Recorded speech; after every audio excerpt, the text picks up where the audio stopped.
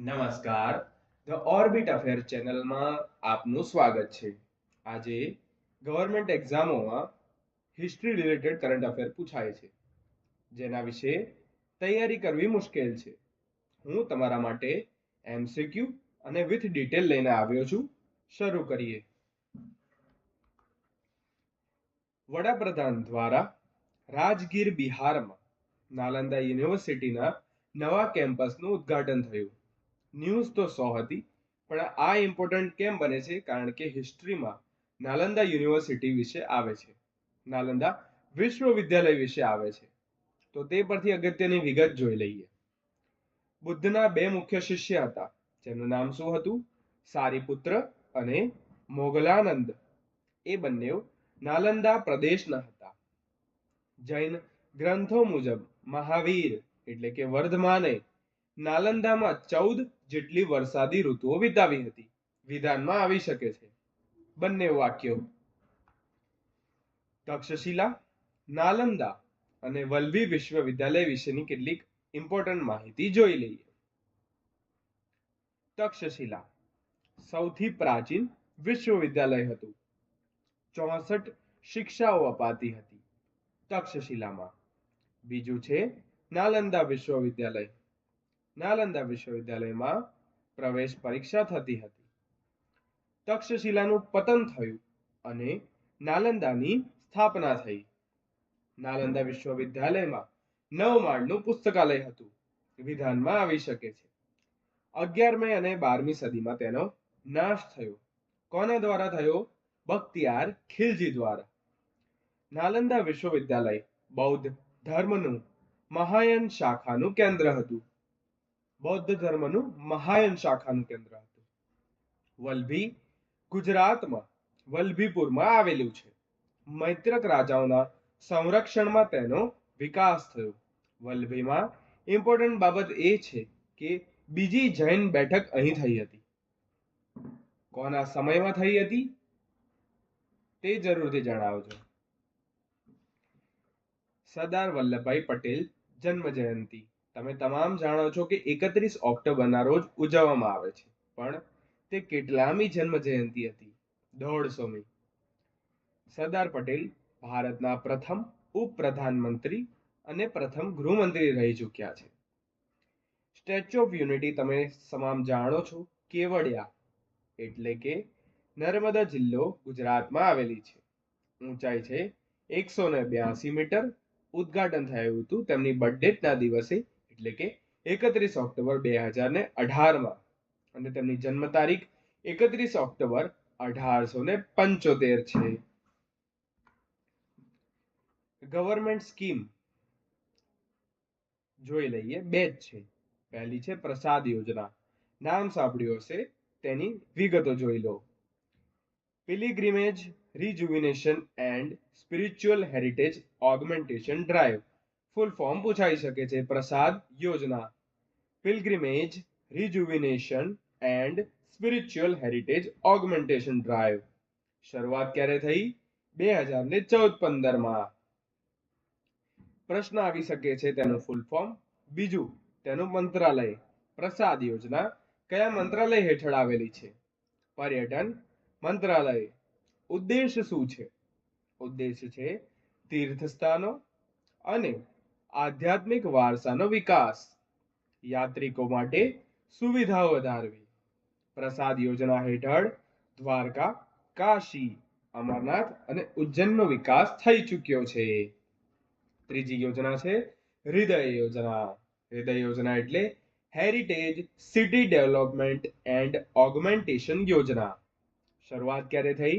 2015. આમાંથી બે પ્રશ્નો બને છે, એક એનું ફૂલ ફોર્મ અને બીજું તેનું મંત્રાલય. હૃદય યોજના આવાસ અને શહેરી બાબતો મંત્રાલય દ્વારા આવે છે. ઉદ્દેશ છે ઐતિહાસિક શહેરોના સાંસ્કૃતિક અને વારસા સ્થળોનું સંરક્ષણ, શહેરી માળખાનો વિકાસ, પર્યટનને પ્રોત્સાહન. Ahmedabad world heritage city initiative. ભારતનું પ્રથમ UNESCO world heritage city Ahmedabad બન્યું. ક્યારે બન્યું? 2017માં. તમે આઝાદી કા અમૃત મહોત્સવ વિશે સાંભળ્યું હશે, તેના વિશે ચર્ચા કરી લઈએ. શરૂઆત ક્યારથી કરવામાં આવી?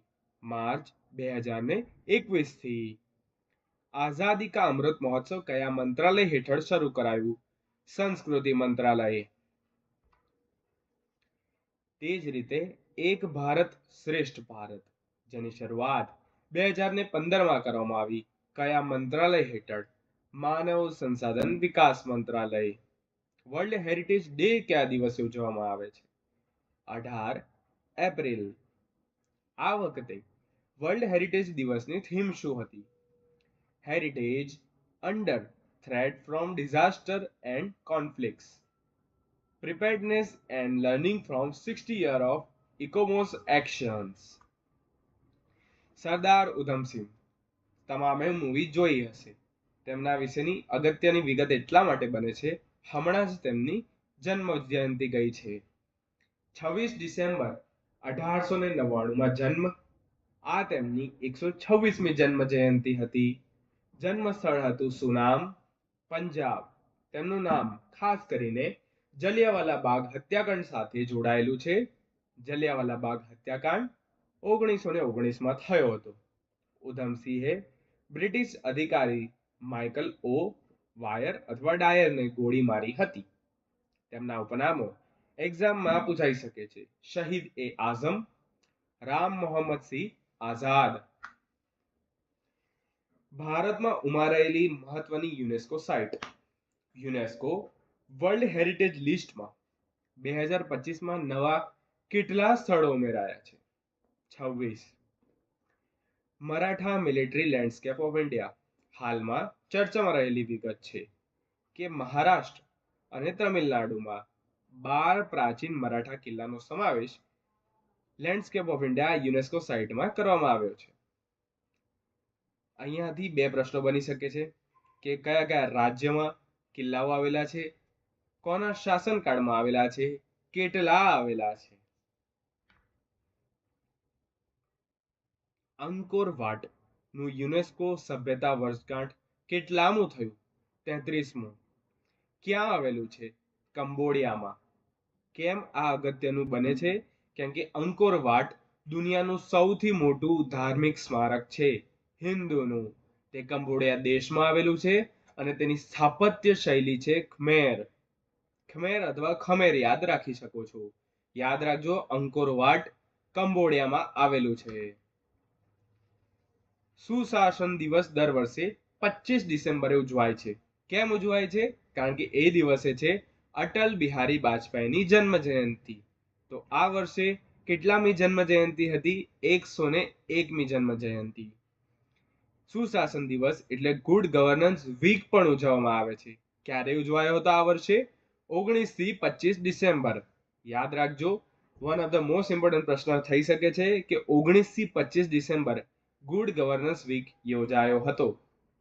કોની યાદમાં ઉજવવામાં આવે છે good governance day? Atal Bihari વાજપેયીની. વીર બાલ દિવસ 26 ડિસેમ્બર શા માટે ઉજવાય છે? સાહિબજાદા જોરાવરસિંહ જે 9 વર્ષના હતા અને સાહિબજાદા ફતેહસિંહ જે 7 વર્ષના હતા, મુગલ શાસક વઝીર ખાનના આદેશથી બંને સાહિબજાદાઓને જીવતા દિવાલમાં ચણાવી દેવામાં આવ્યા હતા, કારણ કે તેમણે ધર્મ પરિવર્તનનો ઇનકાર કર્યો હતો. યાદ રાખજો, આજકાલ ગવર્મેન્ટ એક્ઝામમાં આવા પ્રશ્નો પૂછે છે. શું પૂછે છે?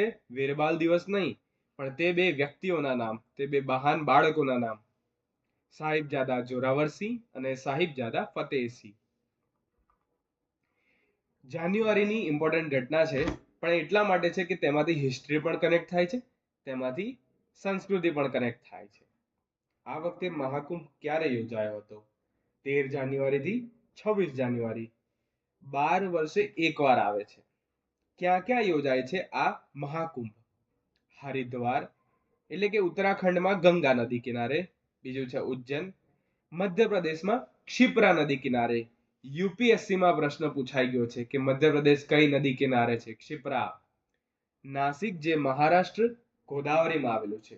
અને આ વખતે પ્રયાગરાજ ઉત્તર પ્રદેશ એટલે કે ગંગા, યમુના અને સરસ્વતીના સંગમ પર યોજાયો હતો. આ વર્ષે મહાકુંભ એટલે કીધું કારણ કે 144 વર્ષમાં એકવાર જે નક્ષત્ર બેસે તે હતું. કુંભ વિશે માહિતી. એક અર્ધકુંભ પણ થાય છે જે પ્રયાગરાજ અને હરિદ્વાર પર દર 6 વર્ષે થાય છે. કુંભની વિગતવાર હિસ્ટ્રી લઈ લઈએ કે દૈત્ય અને દેવો વચ્ચે અમૃત દોહન તેમજ ધન લાલસા માટે દોહન થયું અને જ્યારે અમૃત નીકળ્યું ત્યારે દેવ અને દાનવ વચ્ચે યુદ્ધ થવાનું હતું. ત્યારે ભગવાન વિષ્ણુએ મોહિની નૃત્ય કર્યું જે આજે મોહિની અટ્ટમ તરીકે ઓળખાય છે. અને દોહનમાંથી 4 બુંદો પડી તે 4 જગ્યા પર આજે મહાકુંભ થાય છે અને દાનવ રહી ગયા. છેલ્લી વિગત છે આજની નેશનલ મેરીટાઈમ હેરિટેજ કોમ્પ્લેક્સ એટલે કે લોથલ, જેને કેબિનેટ દ્વારા અપ્રૂવ કરવામાં આવ્યું છે. તેના વિશે થોડું જાણી લઈએ. યુનિયન કેબિનેટ દ્વારા ગુજરાતના લોથલ ખાતે રાષ્ટ્રીય સામુદ્રિક હેરિટેજ કોમ્પ્લેક્સના વિકાસને મંજૂરી કરી આપવામાં આવી છે. કેમ અગત્યનું બને છે? લોથલ એ સિંધુ ખીણ નાગરિકતાનું મહત્વનું સ્થળ છે. તે 4500 વર્ષ જૂનું છે. લોથલને વિશ્વના સૌથી પ્રાચીન ડોકયાર્ડમાંથી એક માનવામાં આવે છે. લોથલથી ભારતનો વેપાર ક્યાં ક્યાં થતો? સીધો એમસીક્યુ બને છે. મેસોપોટેમિયા, પર્સિયા એટલે કે ઈરાન અને અરબ પ્રદેશ. પ્રોજેક્ટનું લક્ષ્ય શું છે કે 4500 વર્ષથી જે જૂની ભારતની સમુદ્રિક વારસો છે તેને દર્પણ કરવાનું અથવા લોકો સમક્ષ રજૂ કરવાનું. આ હતો એક રિકેપ. ધન્યવાદ. વિડીયો પસંદ આવ્યો હોય તો લાઈક કરજો, સબસ્ક્રાઇબ કરજો.